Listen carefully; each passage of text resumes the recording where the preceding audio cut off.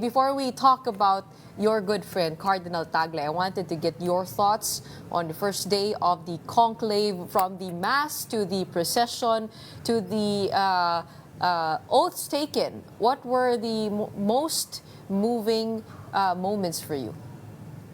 Well, I guess the first point is that it impresses on us that it's a very solemn ritual, this election of the successor of Pope Francis. So yung paalala po ni uh, Cardinal Ambo David when he left the Philippines for the conclave, sabi niya, it's a retreat. It's not a political exercise. So what we saw yesterday from the Mass that they held to prepare themselves, to dispose themselves to the Holy Spirit, up to the oath taking, as you said, and the closing of the doors of Sistine Chapel, emphasize that all of this is really a spiritual exercise.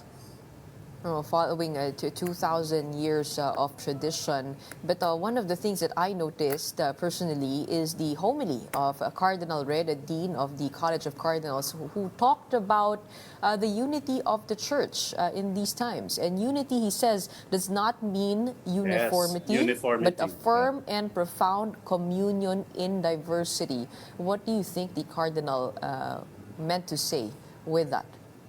Yeah, maybe he was trying to underscore a factual, reality, which is that the cardinals are coming from very diverse backgrounds. For example, as we noted again and again, cardinals come from Europe, 40%, from Asia, 24%, from Latin America, another 23 to 24%, and Africa, 18%. So it's as diverse as that. You would remember, Gretchen, that in times past, ang nagboboto lang po sa Santo Papa ay yung mga taga-Roma lamang na mga pare, the clergy of Rome, because the Pope is also the Bishop of Rome. So whoever they select would be the Pope for the Universal Church. So now it's very diverse, and this diverse congregation of cardinals are facing diverse issues as well. So I guess napakaganda po ng homily niya to stress that factual reality. Na hindi natin hinahanap yung pagkakapareho, bagkus yung pagtanggap sa kabila ng mga pagkakaiba. Pero talk about numbers, no? I also have my own set of numbers. As you mentioned, we have the most diverse set of cardinals, yet 69 countries from 5 continents. That is a record. Those are the representations. 108 taking part in their first conclave, 15 new countries created by Francis, and 80% of these cardinals were created under his time, 12 years. Help us understand what Pope Francis tried to do inside the bureaucracy of the Catholic Church, and what might be on the line with this conclave. Yeah, that's a very good question. Sabi nila kasi parang namumuliti kasi Pope Francis that he was actually preparing for his successor. That is very far from the truth.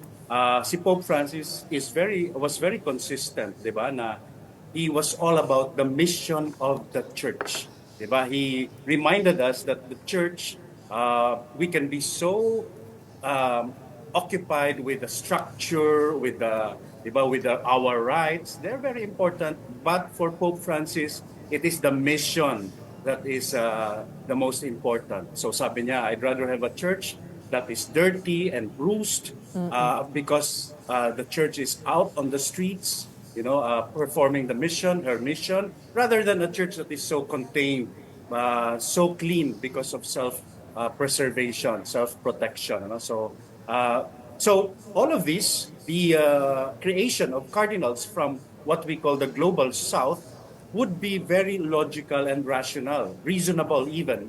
Dahil nga, 'di ba, ang karamihan ng mga Katoliko ay nasa global south, wala naman po sa Europe na. The churches in Europe, for example, have become museum pieces, 'di ba? Tourist attraction na lamang kasi kokonti na mga Katoliko. If Pope Francis is thinking about the mission of the church. The mission of the church is in the global south, where her uh, greater population is located, di ba? So, in Asia, for example, in the Philippines, for example, ang dami natin, 85% are Catholics. So, it's more of representation and mission. Yun po yung naiisip ni Pope Francis. Kaya gumawa siya ng maraming cardinal sa global south, especially developing countries. People are saying, even observers, mga ano po, mga experts, they're saying that the future of the church is not in the West. The Catholic Church, it's not in the West. It's really among us Asians and Africans and even Latin Americans. So, yung pong mga cardinals na ginawa ni Pope Francis are meant to prepare the church for that future. Not at all, not at all na parang inihahanda niya na yung kanyang successor. Speaking of the Global South, some countries that were added to the list of countries represented by cardinals are Haiti, Cape Verde, Papua New Guinea, Yes. and South Sudan. I was listening to an interview this morning where a bishop said sa Nigeria, punong-puno yung mga simbahan. Pag kinumpara Yes. mo sa Europa, talagang nilalangaw. Mga Pilipino nga yung nandun sa mga simbahan sa Europa. Ano nangyayari sa Catholic Church in those countries in the global south? He called on the Catholic Church to actually look at these new at these new territories and to see what's working. Yeah, because we're in touch with our Catholic traditions, like for example, we celebrate them, di ba? Kumbaga, hindi pa kasi tayo masyadong modernized, and once a country is modernized, you can say that it also becomes very secularized. But in the Philippines, for example, so parang blessing in disguise yan, Gretchen, di ba, na third world country tayo, developing country tayo, like yung mga kaibigan natin, kapatid natin sa Africa and Latin America. But because precisely of that underdevelopment, we're very open to our traditions, long-standing traditions, old traditions in the church. So, and napapasa natin, Pope Benedict XVI, his concern was, okay, marami pang nagsisimba, but can you pass that on to the younger generation? So, he was struggling with the question of the transmission of the faith. Sa Pilipinas, pag nagsisimbang gabi po, pag nag-Holy Week, ang tinitingnan ko kung may mga bata. And thank God, napapasa ng mga magulang sa mga new generation of Catholics yung pananampalataya. So, parang you can say that it's a blessing that, we are, compared to our Western brothers and sisters, we are underdeveloped, but it's a blessing because we still have our faith.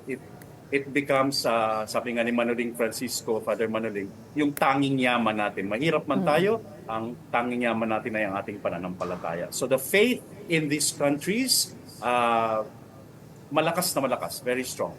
At sabi nga nila, yung teknolohiya ay minsan nagdadala ng pagkadistansya mula sa spiritual. Pero speaking of the spiritual, history is so full of popes who should not even have been priests. If you take a look at the history of the Catholic Church, mayroong mga pope na may asawa, may anak, mayroong mga pope na allegedly ay binili yung kanilang posisyon. How could you say that this is the work of the Spirit, given even that, I guess, painful history, if you would describe it that way? How do we reconcile how the Church wants us to view the Pope versus the man who was elected Pope? If you remember your theology here at Ateneo, Gretchen, di ba? Yes, we talk about the Holy Spirit because, and the Holy Spirit is at work in the world and especially in the church. St. Paul tells us that the church is the temple of the Spirit. And when we were baptized, the Spirit has been given us, and especially when we were confirmed. Pero, di ba, the principle is grace builds on nature.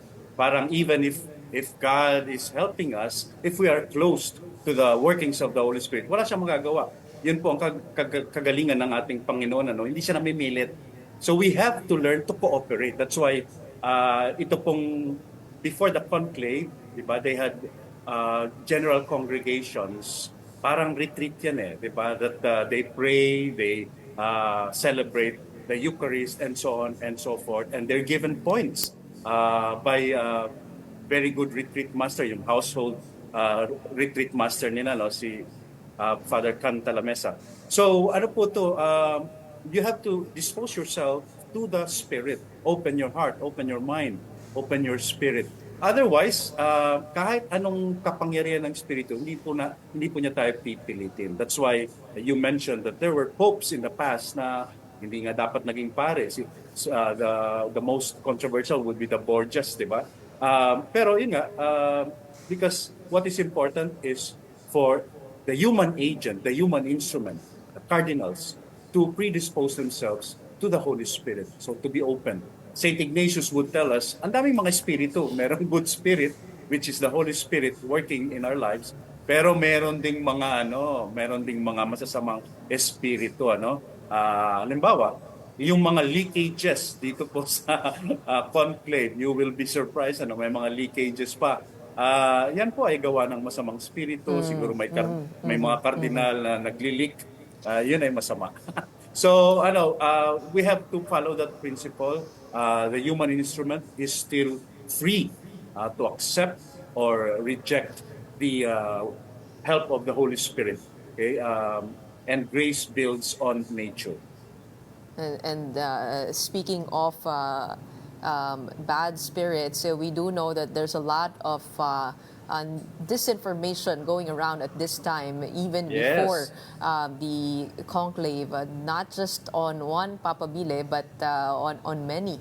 Ang daming mga pagtuligsa, no? But of course, we want to get down to the truth. I wanted to ask about Cardinal Antonio Tagle, Luis Antonio Tagle, who you've worked with for quite some time, 16 years, with his show The Word Exposed. Anong pagkakakilala mo sa kanya? And may lumabas recently, no? Actually, no, isang araw lamang, itong balita na siya daw ay addicted sa casino gambling. I know this is a sensitive topic. There are those who don't want to discuss this, even a CBCP, but it is good to know the truth. I mean, from your perspective and your point of view. Isa lang ang sagot ko dyan. Napakasipag nitong si Cardinal Chito Tagle. If you look at his schedule, diba, every hour meron po itong ginagawa. So, rather than any kinds of addiction, I can say na workaholic to. Yun yung addiction niya, trabaho. Ano? It's unthinkable, no? Yung sinasabi na nagsusugal si Cardinal. Baka nga hindi marunong yan kahit ng tong its eh.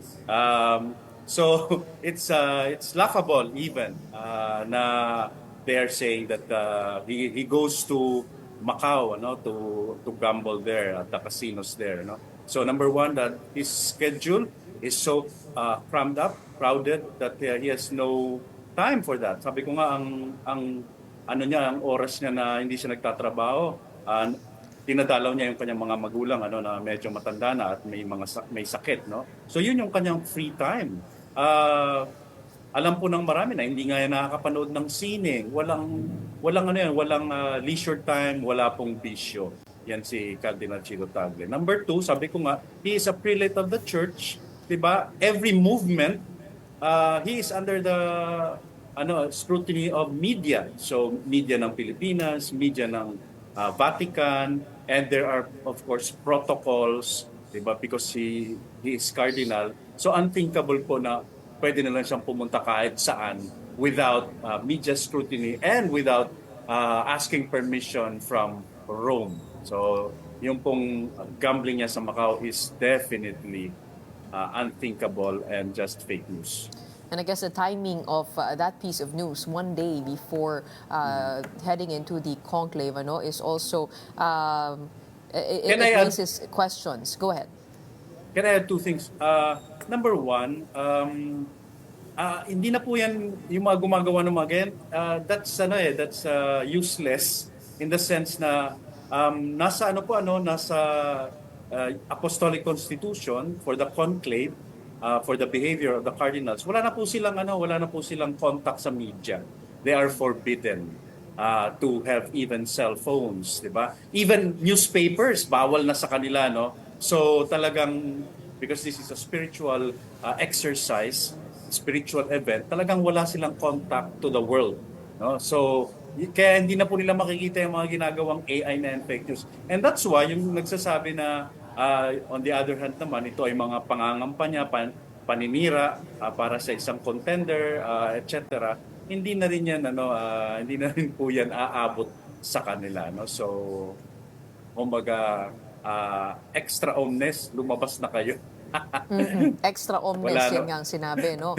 Ah, Bago isara yung pinto doon sa Sistine Chapel. But Father Nono, I wanted to talk about another issue that Cardinal okay. Tagle is being criticized on, and that is his silence on the former president's war on drugs.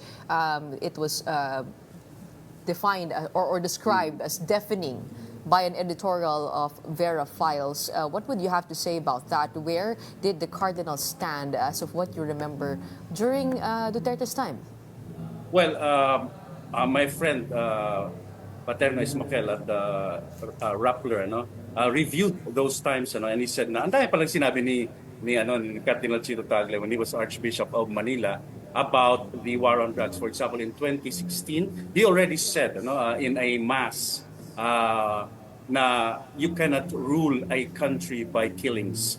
So as early as that time, and our friends at Rappler reviewed those times and found out na ang dami niya pong sinasabi. That's number one. So ewan ko kung saan nanggagaling yung data ng Vera Files. Maybe they can verify their own data.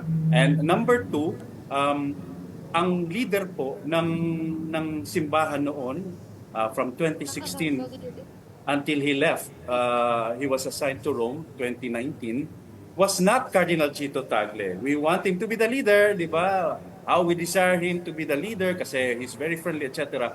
But the leader, the head, the president of the CBCP was not Cardinal Chito Tagle, but Soc Villegas, Cardinal Valles, and Cardinal Ambo David.